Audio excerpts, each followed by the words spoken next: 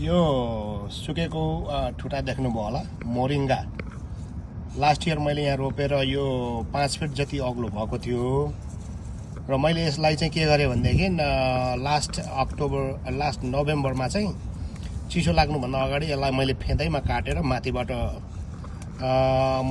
मोल्च राखेर छोपेर राखेको थिएँ। अहिले आएर कति मार्च अप्रिलको 29 भयो आज कि 28 हो। अप्रिलको 28 को दिनसम्ममा यसले यत्रो बिरुवा आफ्नो फेदबाट जराबाट उमारेछ। त्यसैले गर्दा साथीभाइहरू सानो बिरुवा 6-7 फिटसम्मको छ भनेदेखि र त्यसलाई आउटडोरमा राख्नु पर्यो मोरिङ्गा भुइँमा भने त्यो मोरिङ्गाको चाहिँ फेदमै हामीले काटेर मोल्च लगाएर कभर गर्नुपर्ने रहेछ।